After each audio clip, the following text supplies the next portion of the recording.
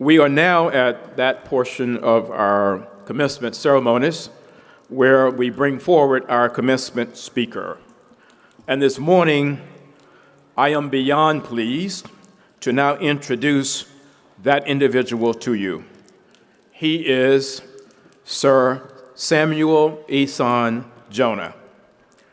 Sir Jonah's outstanding business and higher education achievements have left a legacy that enriches the world over. He currently serves as Chancellor of the University of Cape Coast in Ghana, which is West Africa's top most ranked university and one of the top 5 universities on the entire continent of Africa, according to Times Higher Education World Rankings. But his path to higher education governance emerged out of a transformative career, a career spanning decades in the global mining industry, beginning with his work in operations at the Obosi Gold Mine in Obosi, Ghana in 1969, and then ascending to the highest echelons of corporate leadership, where he became one of the world's most influential business people. In 1986, he was appointed Chief Executive Officer of Ashanti Goldfields Company, spearheading its advancement from a one-mine operation to a multinational excavation and extraction company. Under his leadership, that company became the first operating African corporation listed on the New York Stock Exchange. He is highly valued as an advisor to heads of states all over the world. He has counseled heads of states of South Africa, Nigeria, Togo, and Ghana, and has served as a founding member of the United Nations Secretary General's Global Compact Advisory Council. He has also served as a member of the African Regional Advisory Board of the London Business School and the governing body of the School of Oriental and African Studies, and also as a trustee of his alma mater, the Camborne School of Mines. Now, he was also ranked by Time magazine as one of the top most influential business people in the world.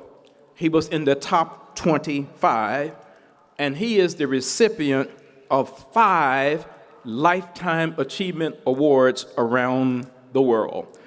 His resume goes on and on and on. But this morning, we welcome him openly to our national treasure to deliver the commencement address. Please join me in welcoming Sir Sam Jonah from Ghana.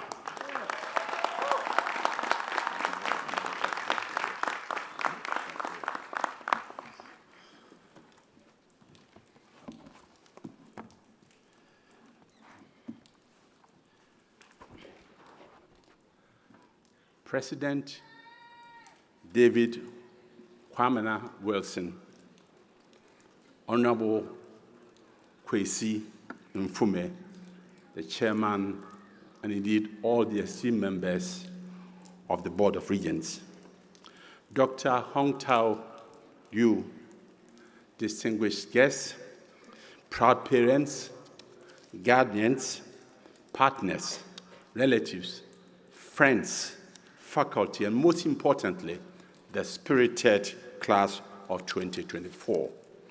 As is customary in my country, I greet you, Mema Mwachi.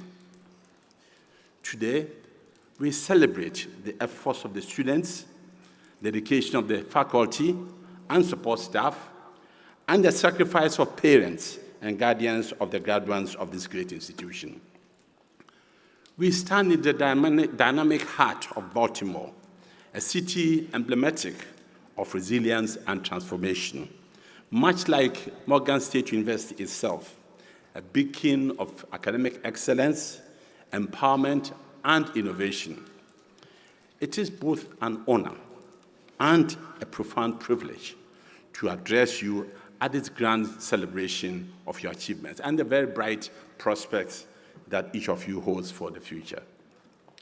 Morgan State University's journey from its humble beginnings to becoming a world-class urban research institution epitomizes the transformative power of vision, ambition, and an unwavering commitment to the betterment of humanity. Today, the universe joins in one resounding chorus to congratulate you, the class of 2024. Ayuko, well done.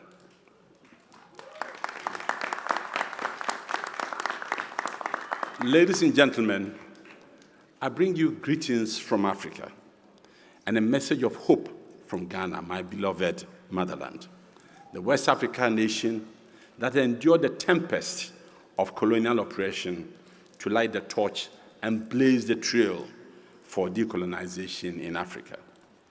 Ghana and the historically black colleges and universities share a very deep bond, woven through shared struggles and triumphs.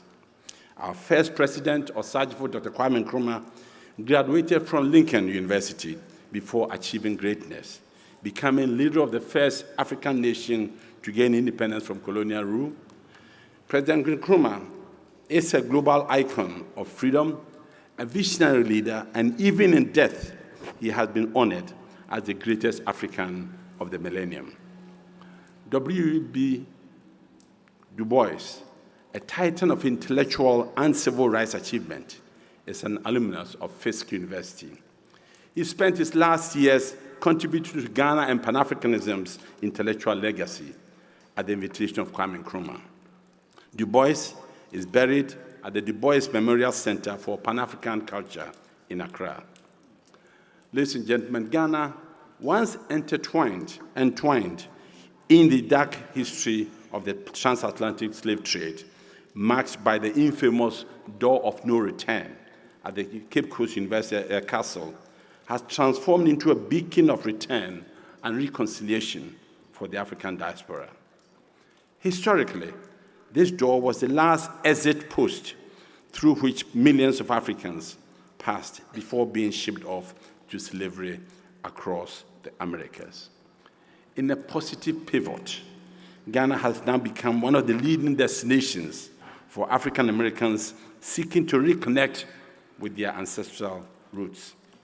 In 2019, Ghana launched a year of return commemorating 400 years since the arrival of the first enslaved Africans in Virginia. It was a landmark initiative inviting the diaspora to return home. Ghana has further cemented this connection by offering citizenship to numerous African Americans, including global music icon and social justice activist Stevie Wonder, who just this last Monday got his citizenship. That act fostering a renewed sense of belonging and healing from the scars of history.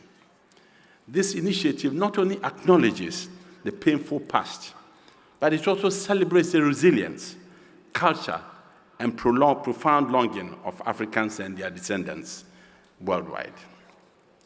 Ladies and gentlemen, I stand here fully aware and humbled by the luminaries who have preceded me on this stage.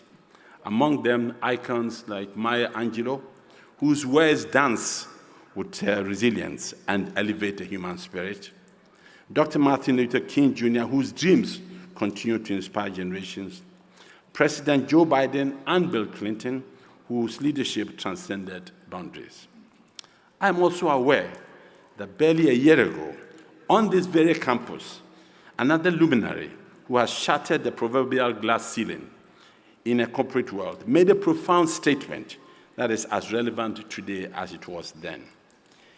Ladies and gentlemen, ABC News' first black female president, Kim Godwin, spoke these words here to the graduates of 2023. She said, and I quote, "If there is a theme I want to leave with you today, it is about meeting your moment in history. We stand on the shoulders of many who have already met their moments, and now is the time for you to meet yours." End of quote. I want to add my voice to that of King Godwin. But let me, as I do so, it would be remiss of me not to highlight certain harsh realities of today's world which you are likely to be confronted with as you strive to make your mark. Graduates, through no fault of yours, a different world with various and evolving challenges await you. While many forebears may find cold comfort in progress made in certain aspects of life, I am not afraid to say in candor and in humility that my generation has not been kind to you. We have left for you a world riddled with wars, famine, disease, racial and gender discrimination, and a multitude of problems. Indeed, the current global landscape is deeply influenced by a myriad of geophysical, geopolitical, and social economic challenges across all continents, highlighting the intricate interdependence and the urgent need for radical action. Societal divisions have intensified. Indeed, the ongoing conflict in Gaza has led to staggering human and material losses, starkly illustrating the dire consequences of prolonged hostilities.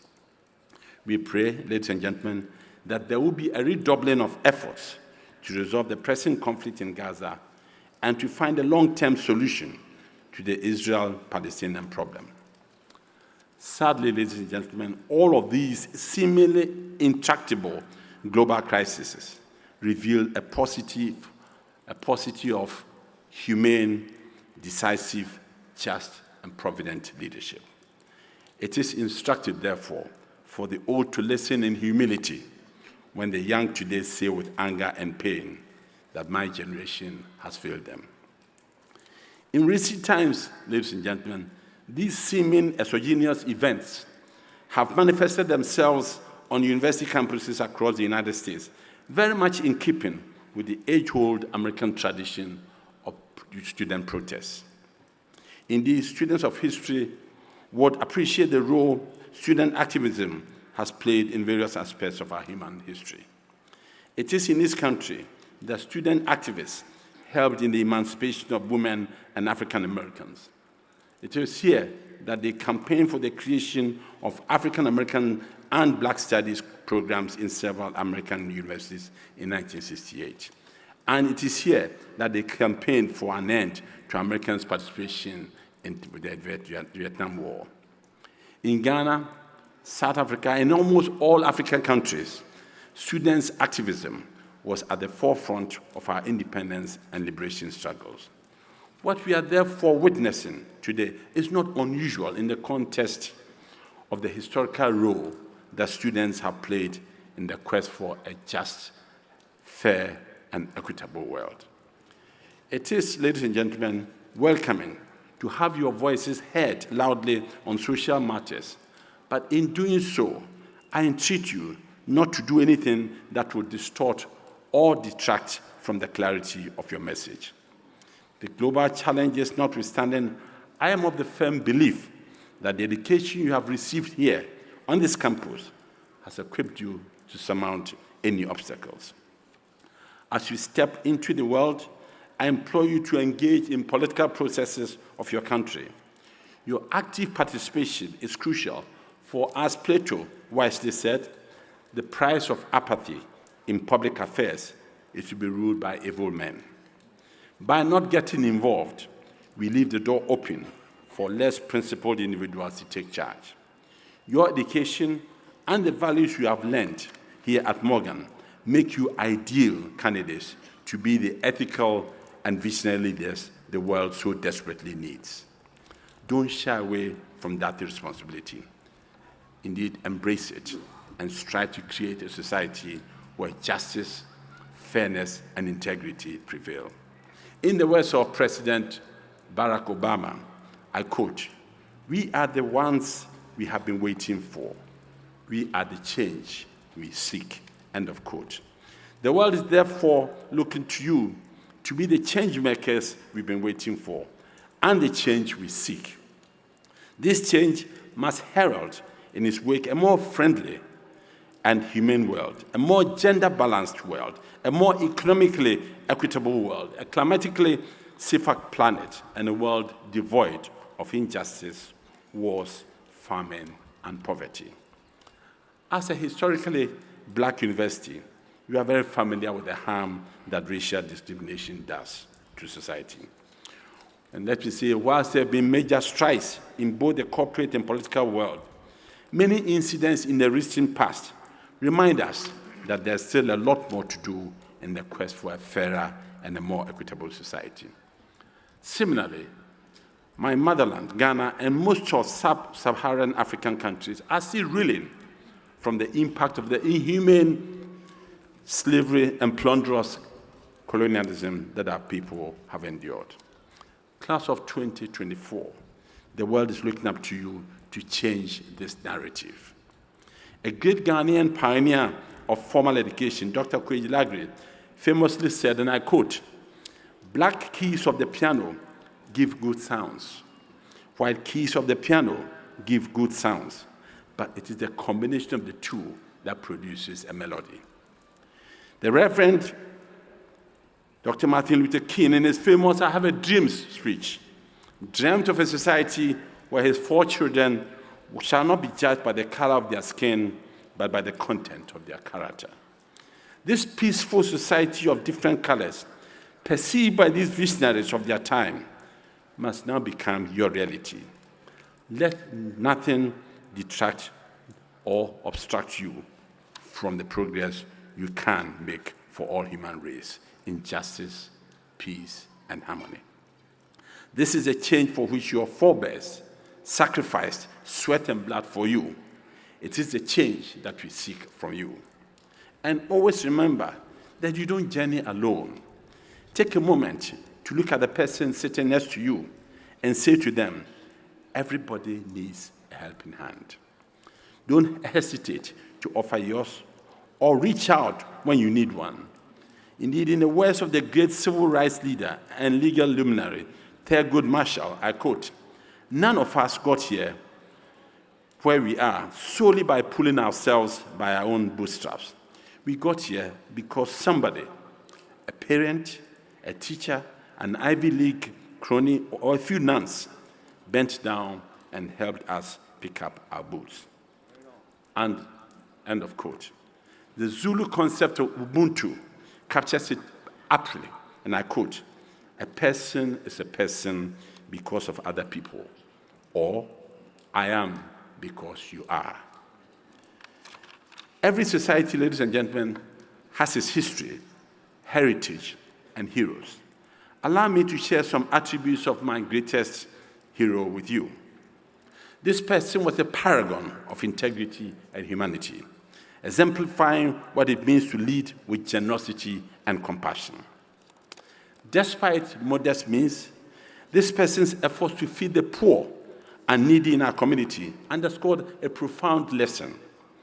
We thrive by supporting one another. This individual's life, rooted in the mining town in my country, teaches us the power of community care, instilling values of kindness, moderation, selflessness, and honest labor. This person was Beatrice Jonah of blessed memory, my dearly beloved mother. Heroism, as we can see, is not the preserve of men alone. Indeed, the heroic and crucial role my mother played in my life and the cohesion of my wider family is typical for mothers in our culture. And from the little that I know of the history of our brothers and sisters here, it is very similar for mothers here too. It seems to me, therefore, that mothers, wives, and sisters are also real heroes, don't get the recognition that they deserve. Many historical strides have been made by female figures such as the great Ashanti Queen Mother, Yasantua, who led the great Ashanti Kingdom in trying to ward off the pillaging army of the colonizers, the indefatigable Winnie Mandela, without whom the liberation and fight against apartheid in South Africa would not have been complete.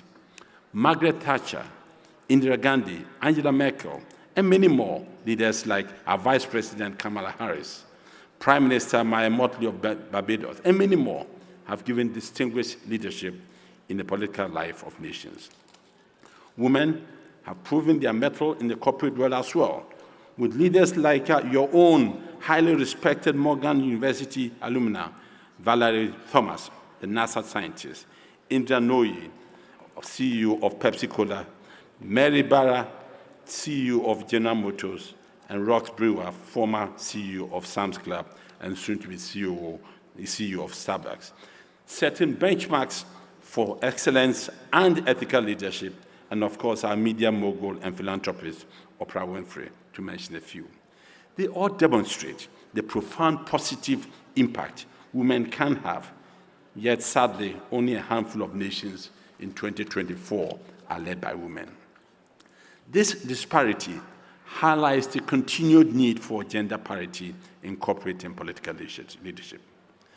The accomplishments of our insightful, industrious, and courageous women are not just victories for the female gender, but for the organizations and the nations they lead, proving that diverse leadership brings invaluable perspectives and superior outcomes. The journey is far from complete, though. Women, especially those from minority backgrounds, still face significant barriers in higher education and industry, and this must be dismantled to benefit all humanity. Once again, as Dr. Kwejilagre famously said, and I quote, "If you educate a man, you educate an individual. And if you educate a woman, you educate a whole nation." End of quote. It is therefore imperative that we dismantle all systemic and institutional barriers and create environments where women's contributions are recognized and celebrated. Class of 2024, let the story of every woman who has led from the humblest villages to the grandest nation inspire you to be agents of change in an evolving world where you actively support and elevate women in every sphere, from the grassroots to global leadership.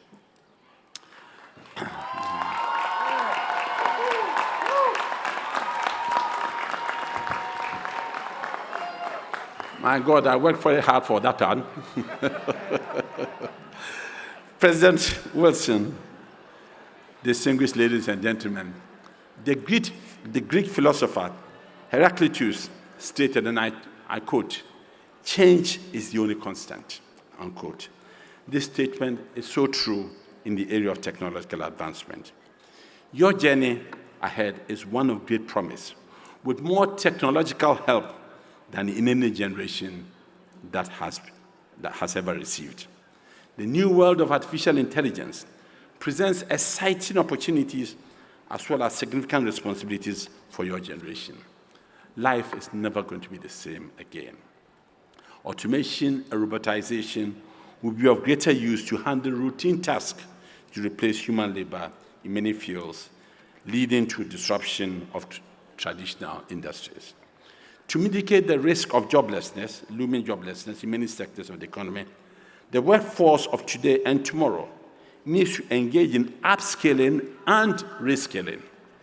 Bright and industrious graduates and the workforce must commit to relearning so as to embrace new job opportunities as well as create new ones. And as you go forth into the changing world market, consciously participate in advocacy for policies and regulations that will inure to the benefit of humanity.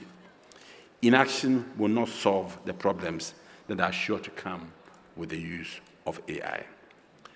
Indeed, in Asia and in Africa, your counterparts have fully embraced the opportunities that come with artificial intelligence. While this means that your competition for jobs is no longer local, artificial intelligence also presents a platform, solid one, for meaningful collaboration with diverse talents in various fields of endeavor across the planet. I strongly urge you to have a global and collaborative mindset in your quest for advancement. This will give true meaning to the motto of this great institution, I quote, "Growing the future leading the world. Graduates, ladies and gentlemen, as I conclude my speech, allow me to share snippets of my life experience with you, some of which you've heard from David. My career as leader of a transnational mining company, Ashanti Goldfields, president of Anglo Gold Ashanti, advisor to leaders of nations, a serial director of top-notch companies, and the longest-serving chancellor of Ghana's University of Competitive Choice, University of Cape Coast, all began in the back streets of a small mining town called Obuasi. This was at a time when mining was not the most fashionable trade, the preserve of unskilled nomadic laborers. All the management positions were reserved for white British migrants or expatriates who worked and lived in the mining town under a system akin to the apartheid system of South Africa. I vividly recall my mother having a heart attack when I told her about my career choice. Her exact words to me were, and I translate, "Kwesi, do you want to send me to my early grave ahead of my time?" Unquote. My father, Thomas Jonah, was slightly more accommodating, considering his own background as a military man, a veteran of the Second World War. His cautionary advice about the career I had set my heart on and why still rings in my ears to this day. I quote, "My son, this is a white-dominated industry. If this is what you have chosen, understand that you have to work thrice as hard to receive the same plaudits. Let no man outwork you. Make no excuses, and someday recognition of your competence, diligence, and character will bring you the credit you deserve." Then he added this in our language, "Ubisa wufie, umbisa usika," to which, don't be defined by your wealth, be defined by what you stand for. I imbibed and cherished those wise words throughout my career. Indeed, at every level of supervision or management at the mine, I was blessed to be one of the first Africans appointed to lead. I worked hard and studied even harder. I never let the color of my skin become my burden. It was for those who were bothered to carry it, never mine. The words of my military father, an unabashed disciplinarian, egged me on to prevail. By the age of 33, I became deputy chief executive, by which time the company was one of the largest and certainly the richest gold mine in the world. By the age of 37, I was appointed CEO of the company, Ashanti Goldfields. In 1994, as you heard, I led my team to list the company in London, in Ghana, and a number of other stock exchanges. In 1996, as David said, Ashanti became the first African-operated company to list on the New York Stock Exchange. I am filled with joy at the opportunities I was blessed to create for the empowerment of many young men and women through scholarships, training, and progress in various careers. Ladies and gentlemen, my progress had to uplift others to be truly meaningful. We believed that mining could be carried out to the human face. And in this regard, we worked tirelessly to safeguard the environment in the knowledge that when the last tree dies, the last man dies. Graduates of 2024, the great African hero Nelson Mandela once said, "Education is the most powerful weapon which you can use to change the world." As you leave this campus, be reminded of the transformative and impactful journey of a very small centenary biblical institution founded in 1867, which has now become world-renowned institute of excellence in teaching, research, public service, and community engagement that Morgan State University is today. It is my belief that this institution has adequately equipped you with the most powerful weapon, your education, to change the world. Today, your education and achievement enjoin you to a sacred lineage of scholars, activists, entrepreneurs, and leaders. You are tasked with not merely navigating the world, but remolding it into a place of greater fairness, justice, and humanity. Ladies and gentlemen, graduates, this is your charge, and I have every confidence that you rise to meet it, inspired by the education and values instilled in you at Morgan. Your graduation today is not just a personal achievement, but a continuation of a journey that many have traveled before you. It is indeed a testament of the resilience of those who dreamt of this day even when it seemed impossible. As you step into the future, carry with you the legacy of those who never gave up, who believed in the power of education, and who understood that true freedom comes from lifting others as we climb. I urge you to remember the value of community. The relationship you have forged here with peers, faculty, and mentors alike are a source of strength and inspiration. Nurture these bonds, for they will be your support network as you embark on your respective journeys. And as I said earlier, whichever areas of expertise your gifts, talents, and determination drive you to serve and lead, not only for your country, but all humanity. Once again, remember the words of Plato: the punishment the wise suffer who refuse to take part in government is to live under the government of worse men. Your wisdom and knowledge are urgently required in every field of endeavor, no less of which is the government. The visionary formulation and timely delivery of provident policies and enactment of prudent and humane laws for the protection and prosperity of the people. Your leadership in government and governance, in short, politics, is equally vital if you are to help shape a better world. Ladies and gentlemen, the progress of humanity is a relay that relies not on the color of your skin, but on your purpose, your character, and your willingness to work with others in unity. On your journey for justice, let the courage of your conviction in your voices be heard. In all you do, remember that while your aptitude is great, it's a great asset, it is more your attitude that will get you ahead. The baton of human progress is being handed over to you today. Hold it on for dear life. Imbue it with duty, added value, and when the time comes, pass it on to the next generation. Class of 2024, go forth in wisdom, knowledge, unity, and courage. Congratulations, and God bless you all.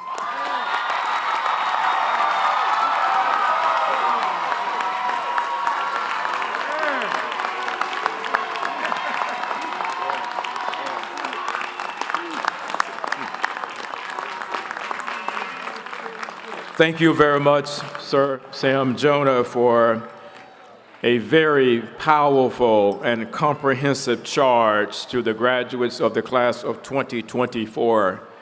Don't just be defined by your words, but more by what you stand for.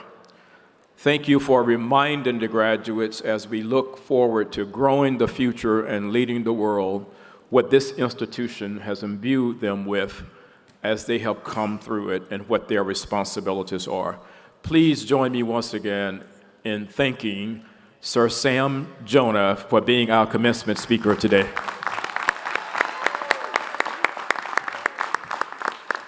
And now the honorary degrees will be bestowed, and I call on Chair Kwaisi Mfume.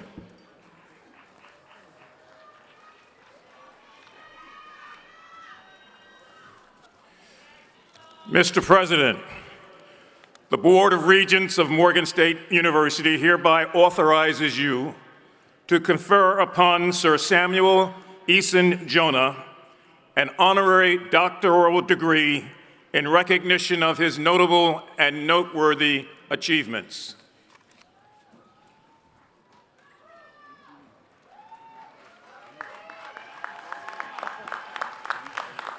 Samuel Eason Jonah, by authority of the Board of Trustees of Morgan State University, I do hereby confer upon you the honorary degree Doctor of Engineering with all of the rights, privileges, duties, and responsibilities thereto appertaining. Congratulations.